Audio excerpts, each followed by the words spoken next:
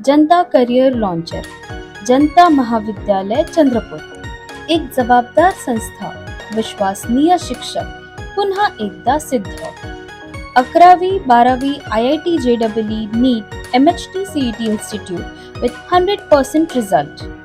12 वर्षाची यशस्वी वाटचाल for MBBS and JEE advance selections. Doctor व इंजिनियर घडवणारे जिल्ह्यातील पहिले institute, Janata career launcher, Janata महाविद्यालय चंद्रपूर। सत्र 2023 ते 24 साठी प्रवेश सुरू। Residential campus, Datala road, Ramnagar, Chandrapur. ऑफिसचा पत्ता, Janata BEd college, civil lines, Chandrapur. कार्यालयीन वेळ सकाळी 9 ते 5 पर्यंत। आप देख रहे हैं पार्थशर समाचार सत्य परमो धर्म। दिनांक 14 जून को चंद्रपुर के प्रियदर्शनी सभागृह में आयोजित एक श्रद्धांजलि कार्यक्रम में कई राजनीतिक और सामाजिक क्षेत्रों में काम करने वाले गणमान्य लोगों ने सांसद धानोरकर को श्रद्धांजलि दी और सांसद धानोरकर के बारे में अपने अनुभव सुनाए तो कुछ की आंखों में आंसू आ गए। कार्यक्रम शुरू होने से पहले सांसद धानोरकर के पूरे बचपन से लेकर उनके राजनीतिक करियर पर एक वीडियो दिखाया गया। श्रद्धांजलि कार्यक्रम के अंतिम चरण में विधायक प्रतिभा धानोरकर ने सांसद धानोरकर के साथ अपने 18 साल के सफर के कई किस्से सुनाए, जिसमें सांसद धानोरकर ने हमेशा कहा कि मैं 60 से 70 साल नहीं जीना चाहता। जिंदगी को ऐसे जियो कि नागरिकों को हमेशा याद रहना चाहिए। विधायक प्रतिभाताई धानोरकर ने आंखों में आंसू भरकर नागरिकों को उनकी विभिन्न घटनाओं का इजहार किया। उन्होंने बताया कि 26 मई को सांसद धानोरकर के पेट में दर्द हुआ था। उन्हें नागपुर के एक अस्पताल में भर्ती कराया गया। उसी समय सांसद धानोरकर के पिता को भी अस्पताल में भर्ती कराया गया। 28 मई को उनके पिता का निधन हो गया, जिसके बाद सांसद धानोरकर की हालत बिगड़ती चली गई। उन्हें तुरंत नागपुर से दिल्ली के लिए एयर एम्बुलेंस से लाया गया, वेदांता अस्पताल में भर्ती कराया गया, लेकिन इलाज के दौरान 30 मई की रात 2:30 बजे उनकी मौत हो गई। संवाद द्वारा कल आयोजित श्रद्धांजलि कार्यक्रम में भारतीय राष्ट्रीय कांग्रेस, भाजपा, शिवसेना, ठाकरे गुट, राष्ट्रवादी कांग्रेस पार्टी, युवा चांदा ब्रिगेड, किसान संघ, जन विकास सेना, मनसे, Vidarbha Kisan Mazdoor Congress, Ul Gulan association AB, Republican party, eco pro, Sarvodaya Shikshan Mandal, Chanda Shikshan Prasarak Mandal, Chandrapur press club, Shramik Patrakar Sangh, Sai group of institute, Saumya group, female education society, doctor Baba Saheb Ambedkar memorial society, Lokmanya Tilak Smarak Samiti, जिला बार एसोसिएशन, MIDC एसोसिएशन आदि संगठन, जिनमें राजनीतिक दल शामिल हैं। इस श्रद्धांजलि सभा में धानोरकर परिवार के सदस्यों सहित पार्टी के तमाम नेता शामिल हुए। वहीं कुछ लोगों की अनुपस्थिति चर्चा का विषय बन गई। सबकी आंखें पूर्व मंत्री विजय वडेट्टीवार को ढूंढ रही थी, मगर वो विदेश में होने की वजह से नहीं आ सके। मगर जिन्हें ये कारण पता नहीं था वो कुछ और चर्चा कर रहे थे। उसी तरह कुंभी समाज के अध्यक्ष एडवोकेट पुरुषोत्तम सातपुते, मनोहर पावनकर और अन्य कुछ लोगों की अनुपस्थिति के वजह से कुंभी समाज का समर्थन बढ़ गया क्या, ऐसी चर्चा हो रही थी। शोकसभेला उपस्थित सगळ्या पक्षाचे सगळे महत्त्वाचे पदाधिकारी, कार्यकर्ते आणि प्रतिष्ठित सगळे बांधव आणि भगिनींनो, खऱ्या अर्थानं बाळू धानोरकर हा एवढा उतुंग असा सागर होता की या सागरातले नेमके कोणते मोती वेचावे तेच मला आज कळत नाही। आणि बोलत असताना सगळ्यांनी आपापल्या भावना व्यक्त केल्या, सगळ्यांनी आपापले अनुभव सांगितले, पण मागच्या 16 मेला माझ्या लग्नाला 18 वर्ष पूर्ण झाले आणि 18 वर्षात त्यांच्या साथीचे इतके अनुभव आहे की मला या ठिकाणी सांगणं शक्य होणार नाही। पण शिवसेनेचा एक साधारण शाखा प्रमुख म्हणून ज्यांनी खऱ्या अर्थानं सुरुवात केली, शाखा प्रमुखाच्या नंतर तालुका अध्यक्ष, किसान सेनेचे जिल्हाध्यक्ष, नंतर उपजिल्हा प्रमुख आणि शिवसेनेचे जिल्हा प्रमुख, त्याच्यानंतर शिवसेनेची 2009 मध्ये विधानसभेची निवडणूक लढवली। ते निवडणूक अवघ्या 1500 मतांनी ते पडले आणि त्याच्यानंतर परत त्याच जोमाने कामाला लागले आणि 2014ची निवडणूक ते त्या ठिकाणी जिंकले आणि परत लोकसभेचे संपर्क प्रमुख म्हणून शिवसेनेने त्यांच्यावरती जबाबदारी दिली आणि अख्खा चंद्रपूर वनी आर्णी लोकसभा मतदारसंघ त्यांनी पिंजून काढला आणि लोकसभेची निवडणूक मला लढवायची आहे याच उद्देशाने त्यांनी उद्धवजीशी सुद्धा बोलणं झालं. उद्धवजी म्हणाले की लोकसभेच्याच दृष्टीनं तू समोरची तयारी कर आणि नक्कीच त्यांनी त्याच उद्देशाने लोकसभेची तयारी केली आणि 2019मध्ये जेव्हा लोकसभेच्या तिकीट वाटपाची वेळ आली तेव्हा सुभाषभाऊ या सगळ्या घडामोडीचे साक्षीदार आहे. सुभाषभाऊ आणि विजूभाऊ वडेट्टीवारसुद्धा त्यांच्यासोबत होते. साधारणतः 20-22 दिवस ते दिल्लीला राहिले आणि जिल्ह्यातसुद्धा एक प्रकारची चळवळ निर्माण झाली. प्रत्येक जातीचा, प्रत्येक स्तराचा, प्रत्येक पक्षाचा माणूस म्हणत होता की या लोकसभा क्षेत्रात आम्हाला बाळू धानोरकर हाच उमेदवार पाहिजे. आणि या सगळ्या घडामोडीनंतर जेव्हा तिकीट कटलं तेव्हा दिल्लीला मलासुद्धा त्यांनी बोलावून घेतलं. मी सायंकाळच्या 5:30च्या फ्लाईटने दिल्लीला गेली आणि आम्ही दोघंही खरं तर असा दिवस येईल अशा पद्धतीची भावना कोणत्याही या ठिकाणी बसलेल्या सभागृहामध्ये कोणाचीही नव्हती. माझा भाऊभाऊशी संबंध राजकीय कामातून झाला. भारतीय जनता पार्टीचं काम करत असताना ते भद्रावतीची निवडणूक लढत होते.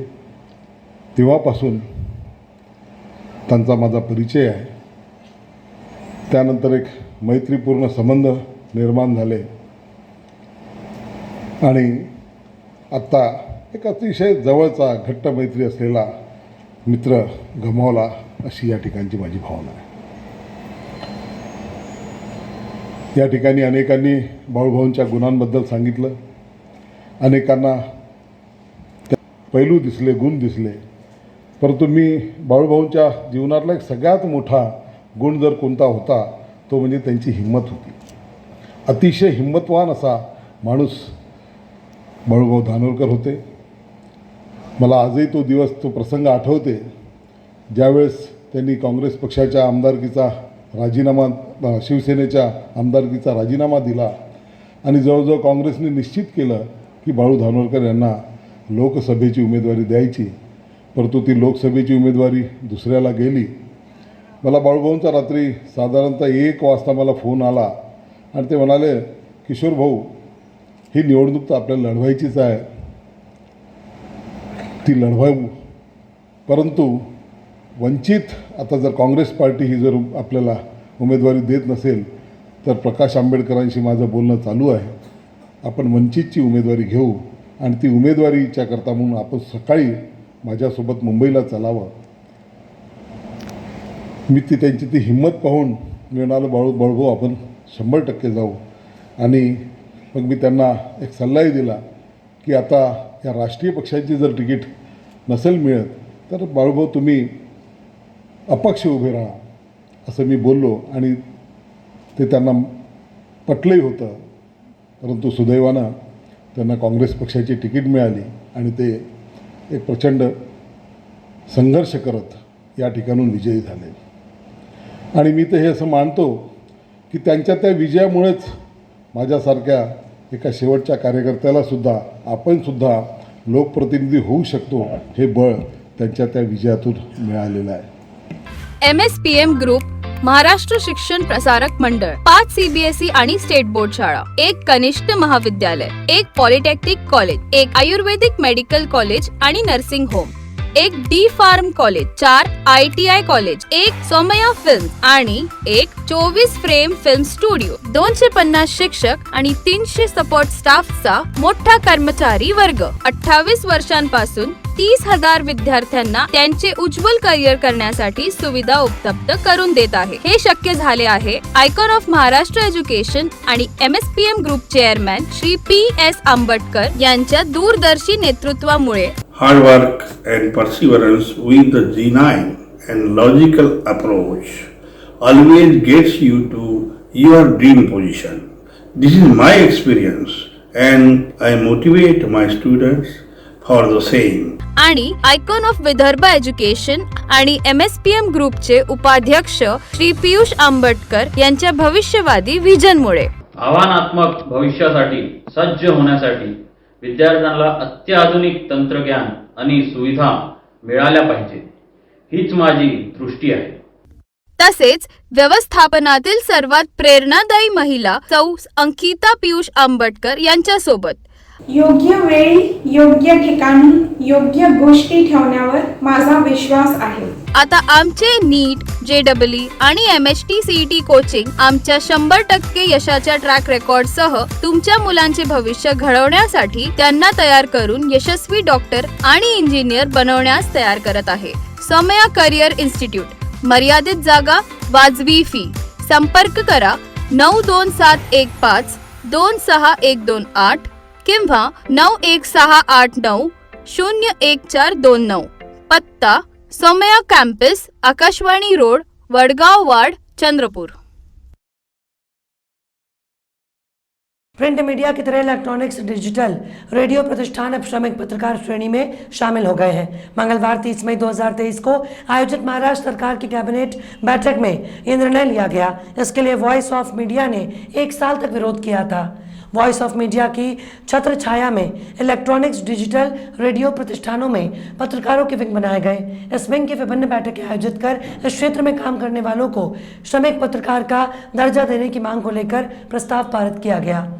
ये प्रस्ताव राज्य सरकार को भेजा गया. वॉइस ऑफ मीडिया के संस्थापक और राष्ट्रीय अध्यक्ष संदीप काले के नेतृत्व में प्रतिनिधिमंडल ने मुख्यमंत्री एकनाथ शिंदे और उप मुख्यमंत्री देवेंद्र फडणवीस से मुलाकात की और इस मुद्दे पर बात की. शिंदे फडणवीस सरकार से वॉइस ऑफ मीडिया की मांग थी कि इलेक्ट्रॉनिक्स, डिजिटल, रेडियो प्रतिष्ठानों को श्रमजीवी पत्रकारों की श्रेणी में शामिल किया जाए. पत्रकारों की संस्था वॉइस ऑफ मीडिया के लगातार फॉलोअप को देखते हुए प्रदेश में केंद्रीय श्रम संहिता के अनुरूप नए श्रम नियम तैयार किए जाएंगे. तदनुसार राज्य में इलेक्ट्रॉनिक्स, डिजिटल मीडिया, रेडियो के प्रतिष्ठानों को श्रमिक पत्रकार श्रेणी में शामिल किया गया है.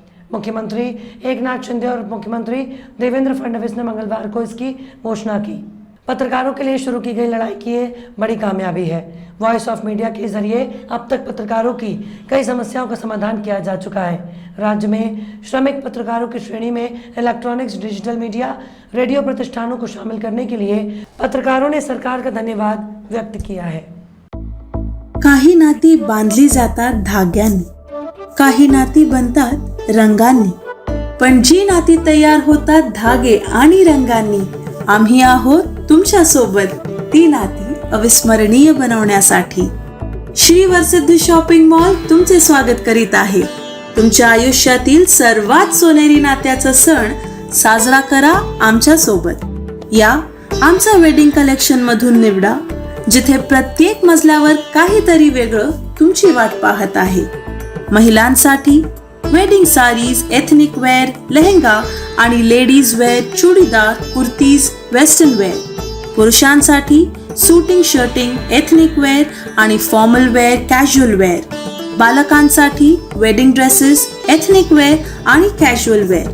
तर या श्री वरसिद्धीचे कुटुंब तुमच्या कुटुंबाची वाट पाहत आहे. Shri Varsiddhi shopping mall, Azad garden जवळ, कस्तुरबा रोड, चंद्रपूर.